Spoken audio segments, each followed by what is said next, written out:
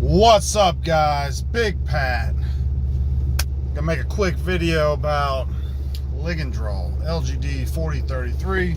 My experience with other people, other people's experiences with me regarding LGD. That's what it be. Anyway, all right. So first thing, a lot of people ask, like, what kind of gains are they going to see off of LGD 4033? Well, if it's good, kind of depends on your weight.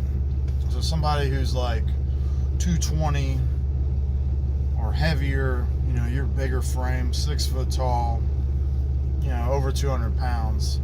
In a month, if you really get after it, you know, you're looking at like probably 10 pounds of muscle pretty easily if you're killing it. And if you're eating good. I say good, I just mean you eat a lot, really. Now, does it increase appetite? Not really. But one thing I did notice with me and other people is it does help you lean out. And I've got a theory on it. And I've kind of seen it. I want to say, you know, because I've done the checking my blood sugar and all that stuff. So, while being on certain whatever supplements, LGD, the good LGD, it seemed like it always kept blood sugar lower. So in my opinion, what it did was almost like increase insulin sensitivity. So just like, you know, they say insulin is the most anabolic hormone. Well, in a way, if you can increase the insulin sensitivity, you increase the rate that you can actually grow. So to me, that was part of the experience. And also, it was like the pumps were huge, so it just makes sense that insulin sensitivity goes up, more nutrients, carbs, blood sugar, everything goes into the muscle, and in that time, what starts happening, you know, you're able to grow faster, get bigger faster, stronger, recover faster because you're staying full. You know, that blood flow and that nutrients into the muscle, insulin sensitivity is huge. So for me, more than likely, that's what is actually happening.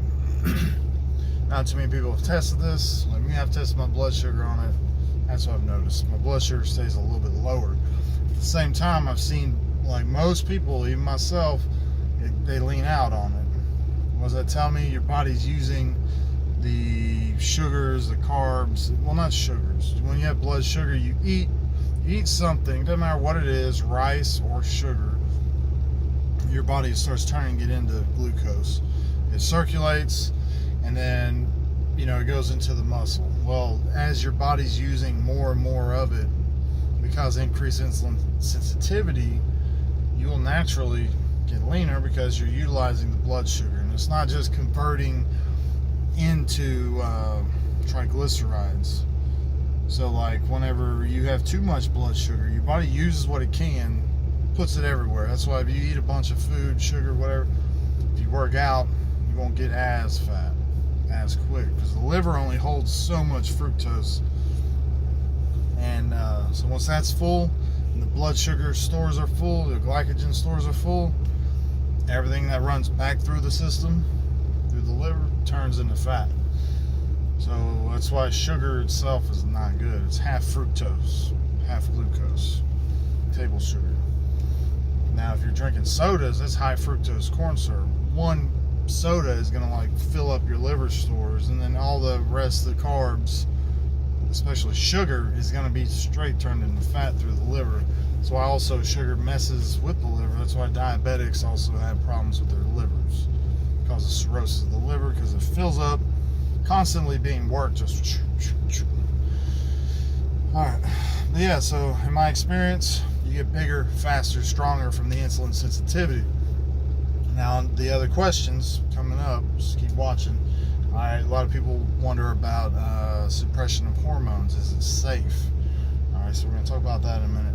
So let's start with, let's say the LGD and toxicity.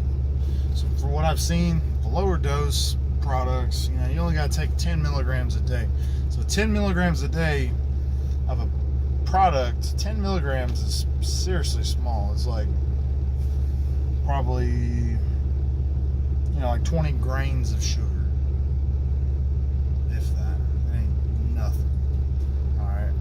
So 10 milligrams is very little. So your body, think about that, 10 milligrams circulating is not nearly as much as some products. You got to take 100 milligrams. Certain hormones, you got to take 100 milligrams a day to give you gains. That's 10 times as much. That's why it's 10 times as stressful on the body. So like, as with toxicity, I haven't seen too many people complain about it. Now it's a different story. You start talking about like YK11. That one's actually pretty damn toxic. But we'll stick with this one. I'll make another video about other products later. So ligandrol, toxicity. I've seen people do 60 days, 2 months, 3 months. I've done it for 3 months straight. Not really any toxicity issues, nothing obvious, no lethargy like YK11 would have, like on the kidneys. So I'd say in that way it's pretty safe. You might still take something with it. Milk thistle never hurt anybody. And they'll just help you keep your liver running good, which can help promote more weight loss. Now with the suppression of hormones, so most people, younger dudes, are concerned about this because they want to take something that's relatively safe, and it's not an actual steroid or something that suppress hormones. So a lot of they want to go for something that's not just natural, because they're kind of peaked out natural. So they're like, all right, what can I take to give me that next level that really isn't crazy, nothing illegal. LGD is probably the top end of all your SARMs, in my opinion, in forms of muscle growth, which, let me get back to that. So I skipped past. So if you're kind of big framed, 6 foot tall, 200 something pounds, you can gain 10 pounds in a month. You're eating enough protein and carbs. Carbs ain't really necessary. Even if you're cutting, if y'all are cutting, it's a badass compound because you won't lose any muscle. I've cut like 35 pounds in 35 days, and for me, I didn't lose a damn ounce of muscle. I stayed big, lean. I didn't feel all that great, because you're cutting, it sucks, but didn't lose any muscle. So super anabolic. Now let's say you're smaller framed. Let's say you're 5'5", 150 pounds, or somewhere in there. All right.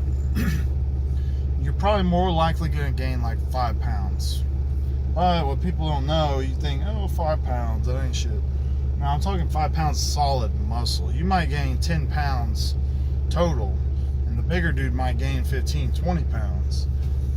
But I'm talking solid muscle, which means like muscle you don't get rid of. Like me, I put on muscle that, like when I was cutting, I was like 240 in the past, and then I did the LGD for a little while, and within that first month I put on that solid 10 pounds of muscle, and it's like I could never get below that because I just had the solid muscle on me, kept it on me.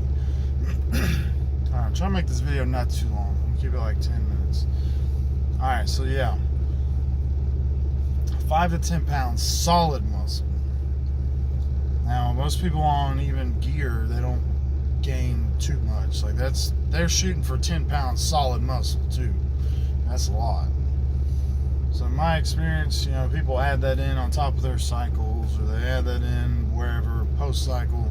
LGD is not a good PCT because it is somewhat suppressive. So let's get to that real quick. In a month's time, from what I've seen, people hadn't complained about having suppression problems. In other words, nothing they could actually see.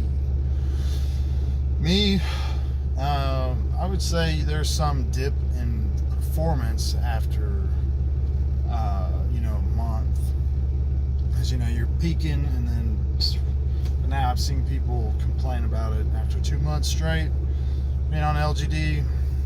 There's gonna be some suppression. Easy remedy, like what I've seen, even just certain natural test boosters, but you never know if they're dosed out right. So you gotta find a good one. Which maybe I can point you on the right direction with that soon. So, like, the tribulus, fenugreek, your known ones. I always say D-aspartic acid, boron, citrate, 100 milligrams. You know, it's 5 milligrams a day, actual boron. And then, let's see, I mean, those are your main ones. You gotta have the D-aspartic acid in there, though. I feel like that really kickstarts you. Let's see. I mean, that's about it. So, in short, when in doubt, if you're worried about your hormones, it's not necessarily the safest one. I would say stick with something more like the ostarine. That's mild. Now, if you want to push your limits and gain 3 times as much as you would on ostarine, I'd say LGD. But don't run it for more than a month if you're worried about suppression. If you're on other hormones, run it as long as you want, because it's the baseline basically for the other hormones. So if you're on gear already, then you're good to go. Toxicity, it's not toxic, so 3 months straight, you're fine. Other than that, yeah. Let's see if we covered it all. If you ever got any other questions or whatnot, you know, leave a comment below. Should be able to answer a few things. And until next time,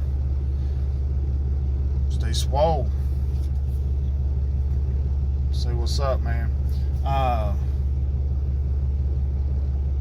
Yeah.